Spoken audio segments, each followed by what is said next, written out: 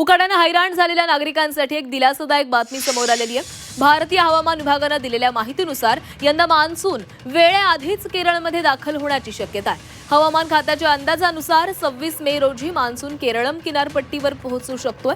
दक्षिण अंदमान समुद्र, बंगालचा उपसागर आणि अंदमान निकोबार बेटांमध्ये मान्सूनच्या आगमनासाठी अनुकूल वातावरण तयार होतंय। उद्यापर्यंत मान्सून अंदमान परिसरात दाखल होण्याची शक्यता वर्तवण्यात आलेली आहे। तर 26 मे रोजी मान्सून केरळमध्ये दाखल होणार असल्याचा अंदाज भारतीय हवामान विभागाने वर्तवलेला आहे। यामुळे शेतकरी आणि सर्वसामान्य नागरिकांमध्ये समाधानाचं वातावरण निर्माण झालंय।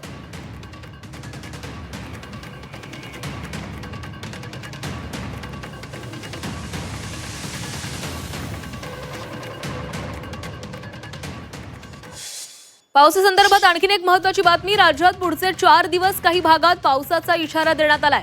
कोकणासह गोव्यात वादळी वाऱ्यासह पाऊस पडण्याची शक्यता आहे। दक्षिण मध्य महाराष्ट्र आणि दक्षिण मराठवाड्यातील काही जिल्ह्यांमध्ये तापमान कमी झालेलं आहे। त्या ठिकाणी वादळी वाऱ्यासह पाऊस होण्याचा अंदाज आहे।